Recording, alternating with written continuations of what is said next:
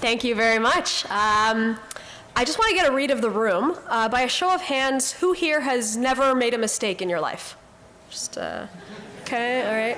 All right, and who, on the other hand, has lay in bed trying to fall asleep, but your brain keeps making you replay that same moment 8 years ago where you made a really embarrassing mistake in front of everyone, including your boss and your crush? Okay, and now how many of you would pay someone else to make those same mistakes for you so you can finally get a good night's rest? Word. Yeah, all right. Well, get out your wallets because today I'm going to tell you the mostly true story about the mistakes I made as a junior developer. I say mostly true because the sequence of events and some of the details have been fictionalized for illustrative purposes. But the mistakes that I made are all true. They all happened to me at some point in my career, and in some cases still happen to me. So cringe along with me as I share the details of the many mistakes I made and what you can learn from them, so hopefully you won't make the same mistakes. All right, so this is me. I was fresh out of university and I was super excited and kind of nervous about my first real job as a software developer. I was ready to wow everyone with my understanding of big O notation and binary search trees and Dijkstra's shortest path algorithm. I had my CLRS textbook ready to go. Do you guys still use this textbook? Is this, yeah. But as it turns out, my university degree hadn't really prepared me for a lot of what actually working as a software engineer entails. So on my first day, I met my manager. Let's call him Ian, because that actually was his name. Ian says to me that I'll be working on a project where we're building a piece of software to help the business folks take care of regulatory reporting requirements. Here is a 100% real photo of the business people we'd be helping out. Basically, their job is, okay, so they have a lot of meetings and they operationalize the, they promote synergy through they wear suits. Okay, to be honest, I had no idea what they did, which brings me to my first mistake, not understanding or caring about your users. We don't build software just because we can. We build it for reasons, and that's for users to be able to use. So it has to be usable and it has to be useful for them. How could I possibly build software if I didn't care about the people that would be using it? This mistake caused me a lot of grief and rework. I'd start coding because I'd hear the problem and I'd be like, oh, I know how to do that.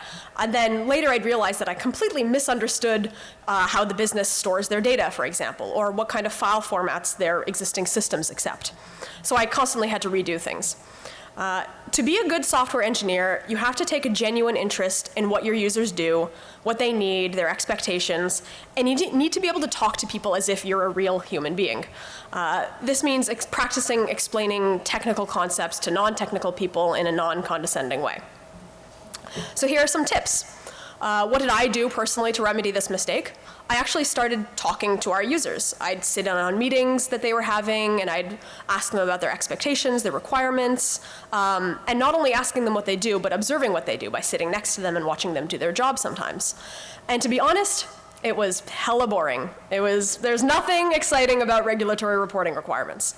But what I learned was that while I found their job kind of boring, what I found interesting was actually helping them do their job better, right?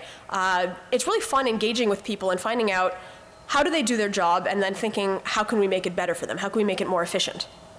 And I think even more than any technical skill, your ability to empathize with users will have the greatest impact on your work as a software engineer. So I've been working with my team of developers for a while, figuring out the code base, getting familiar with the languages and frameworks I'll need to be successful. I've mostly been shadowing one of the senior developers up to this point. And then one day, my manager, Ian, approaches me and says, there's a small feature he wants me to work on, and he asks how long I think it'll take.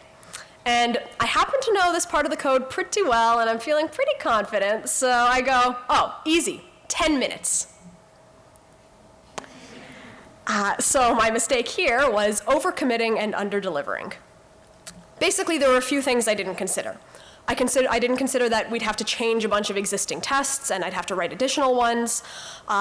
There was also a dependency on another team, so reaching out to them by email and waiting for a response, that takes time.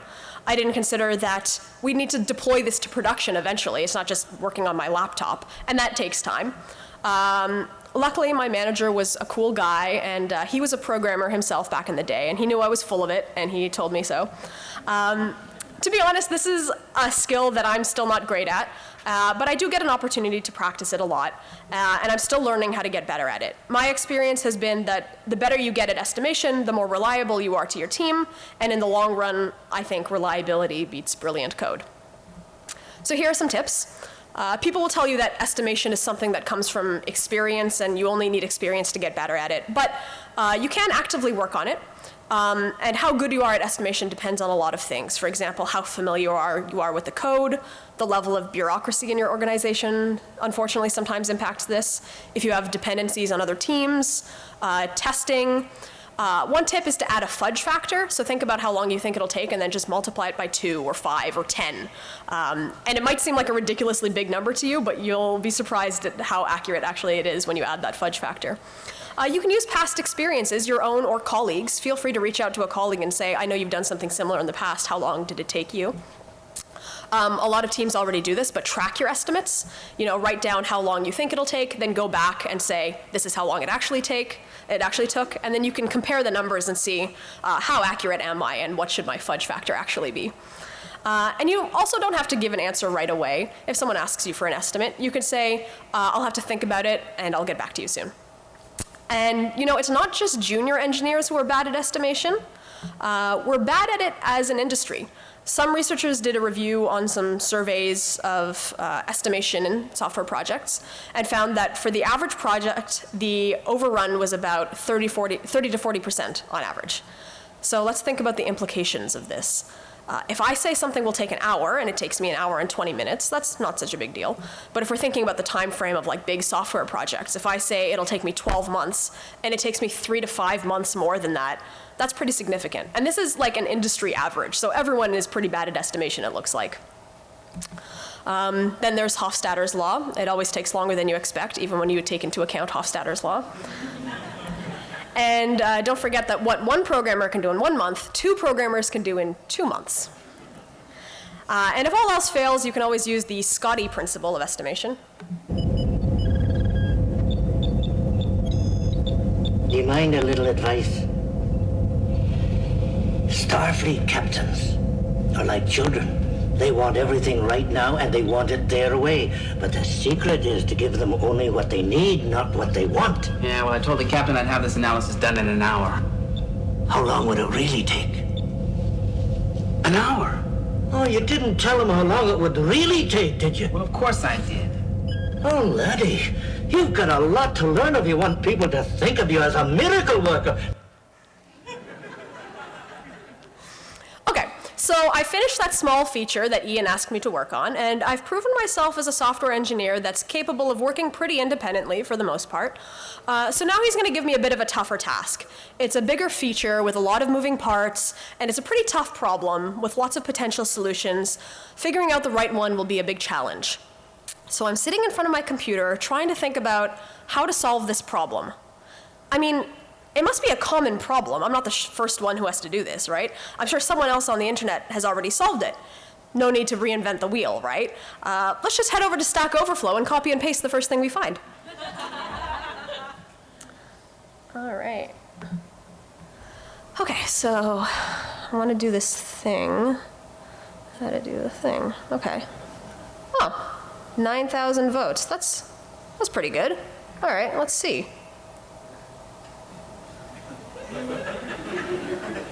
Yeah, okay, cool. Let's copy and paste that. So my third mistake, blindly copying code. Tools like Stack Overflow are great resources, but don't just copy and paste the code you find in the first solution. Especially if you don't understand it, there can be bad consequences. Like this poor developer at Nissan working on their mobile app who went to Stack Overflow asking how to prompt the user to ask for access to location services. And then this very helpful response from someone named Adrian, telling them that they just need to update their plist file, giving them the link to a helpful tutorial, and telling them to add some lines of code. And obviously these are placeholder strings. The spirit of Stack Overflow is coders helping coders. The commenter even gives the helpful reminder to customize and spell check the strings before shipping the code. So I think you all know where this is headed. Thanks, Adrian. That's pretty helpful. So let's see what the final product that was shipped to production. Here's the app. Wait, what's that?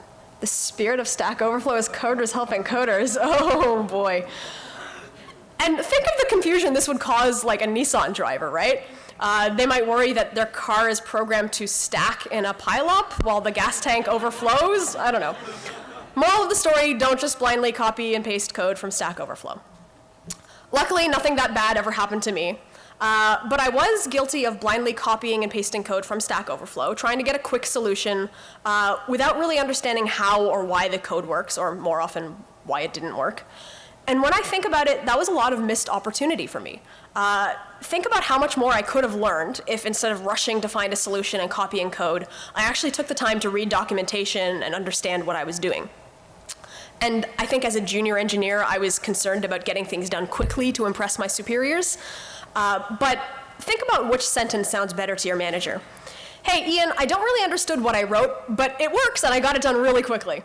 Or, Ian, I don't really understand how to do this thing, but I have an idea of which documentation to read, so I'm going to spend a bit of extra time on this to make sure I understand it and do it right.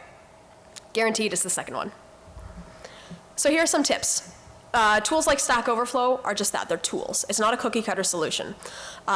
Use it to understand, to give you a pointer in the right direction. If there's a solution you see listed, don't just blindly use it. Go read more about it, look up documentation. Another tip, before you even use Stack Overflow, you could try thinking about it, brainstorming by yourself or with colleagues, because you might find that the solution you come up with your colleagues is a better fit for what you're trying to build. Okay, so I finished my really complicated feature, and I'm feeling pretty good about it. I managed to get it done pretty quickly. I didn't have time to write any unit tests or anything, but that's probably not a big deal, because I tested it manually using a lot of different inputs, everything I could think of, and it seemed to work just fine. So I'm going to go ahead and push this to production. A few weeks later, Ian comes up to me and says that yesterday my feature was working, but after another feature was pushed, it stopped working. What happened? Well, I'm thinking it must be someone else's fault. My code was working just fine before the latest feature was implemented. Some developer broke my feature. Which brings me to my next mistake, not writing tests. What I failed to consider was that while my feature looks like this, the entire code base looks more like this. So other developers working on other features don't know if their code has broken something unless they have tests to tell them. If I had written tests for my feature, then other developers would be able to tell if they had broken an existing feature simply by running the suite of tests. So what I did was I read up on test-driven development, which, if you don't know, basically means you write the tests first, the tests fail, then you write the code, and then the tests pass. And this is way more difficult than it sounds. I find it very difficult, personally, specifically because you need to have a really good understanding of the requirements before you start coding. I know I always have a tendency to just start coding and solutioning right away as soon as I hear a problem, but it's better practice to get a good understanding of the requirements first. And the importance of writing tests actually really clicked for me when I realized the link to user requirements from mistake number 1. The soft skill of relating to my users has paid like big dividends in terms of my technical skills in test-driven development. Okay, so I've learned my lesson, I'm writing tests like a pro now, I'm getting really into the swing of things, and I'm even becoming a bit of an expert. One day, I was having a conversation with Ian, and he mentioned something about the business requirements, and I was like 95% sure that he was wrong about some of those facts. Because I had spent a lot of time over the last few months actually sitting with the users and seeing the business processes and talking to them, and what Ian was telling me right now was in direct opposition to what I knew to be true. So what did I do? I just nodded along and I didn't say anything. I figured he must have some new information that I don't, or maybe I misunderstood something. I should just keep my mouth shut, follow instructions. He's older than me, he's my manager, he must know best.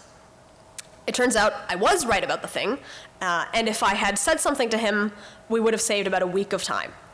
So the last mistake I want to talk about is questioning authority. For me personally, I entered the workforce as a complacent, unconfident engineer.